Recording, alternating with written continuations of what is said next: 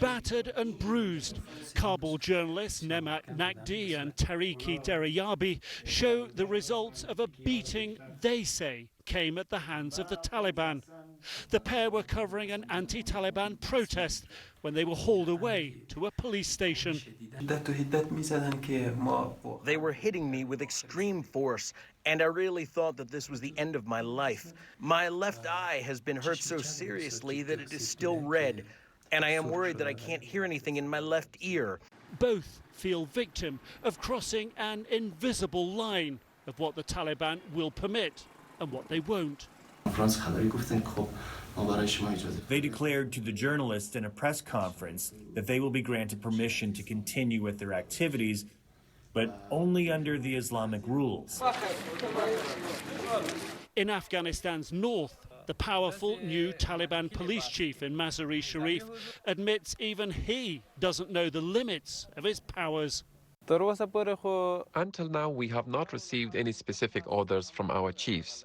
We are following the rules of the emirate. There isn't specific ban on anything. Across Afghanistan, people are becoming increasingly worried.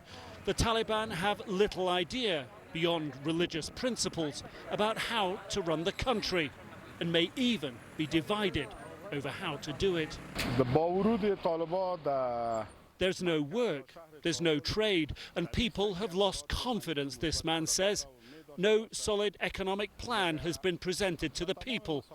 People have no proper understanding of the Taliban's plans. We can see that their cabinet has not yet been completed. What we can deduct is there are internal differences within the structure of the cabinet, and this in itself adds to the concerns people already have, he says. A mix of fear and fatalism appears to be filling the void. Some Kabul residents are ignoring the Taliban's previously strict dress codes. No idea if it's okay or what could happen if they're caught. The lesson of the two journalists, while the Taliban are dithering, potentially infighting, use every last moment of freedom. The journalists will not stop. They are people who convey the voice of the population. It is possible that from now on the Taliban threaten and torture journalists. The continuation of their activities will be deemed as a danger to their government. An interim government that is yet to fully find its feet. Nick Robertson, CNN, Kabul, Afghanistan. And Ivan Watson joins me now live from Hong Kong. Good to see you, Ivan. I do want to start with this. I want to find out what more you are learning about word that Afghan Air Force pilots fleeing Afghanistan as the Taliban took over the country and headed for Kabul. What do you know about this? I'll tell you in just a moment, because a little bit of news. The spokesperson for Pakistan's flagship airline, PIA, says that the first real PIA flight, a special flight from Islamabad to Kabul, landed this morning. That's the first real flight from that airline since the U.S.-backed government was overthrown last month.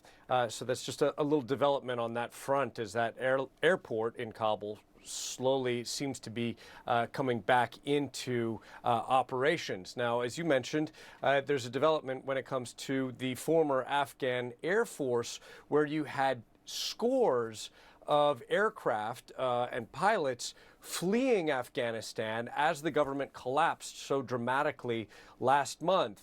We've learned from multiple sources that 175 out of some 465 Afghan Air Force personnel that fled to neighboring Uzbekistan were allowed to fly out of Uzbekistan on a charter flight on Sunday to the United Arab Emirates. There are still hundreds left in Uzbekistan. There are also about 175 that are left in Tajikistan, about 140 rather, Afghan Air Force personnel there. And we're hearing from a retired U.S. general that efforts are being made to help the remainders get out. Many of these individuals are applicants for special immigrant visas, hoping to ultimately get to the U.S. big question still looming: what happens with more than 40 estimated helicopters and fixed wing planes that these crew members flew without the government of Uzbekistan's permission into Uzbek territory? Will the Taliban be given these helicopters and planes back? We don't know yet. Yeah, very important development. Thanks for staying on top of that. The other story we wanted an update on, how the Taliban are likely to treat the women there, especially when it comes to education. Yeah, and that is this enormous question. How are half of the population approximately going to be treated? Well, the education minister for the new Taliban interim government came out with statements saying that women would in fact be allowed to continue their university studies under some substantial new conditions. Take a listen. When there is really a need, men can also teach women.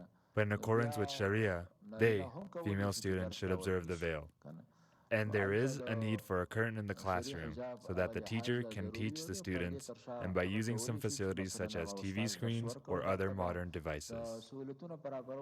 Now, when the Taliban was ousted with the help of a U.S.-led bombing campaign a little bit more than 20 years ago, they strictly banned girls and women from any education whatsoever. So this does appear to be a bit of an evolution, though, as you heard, women will be required to wear veils and they'll be strictly segregated, even with these kind of improvised measures such as curtains. You also heard the man talking about the use of remote learning and screens, which is also an evolution, so to speak, because the Taliban banned TVs and satellite dishes more than 20 years ago.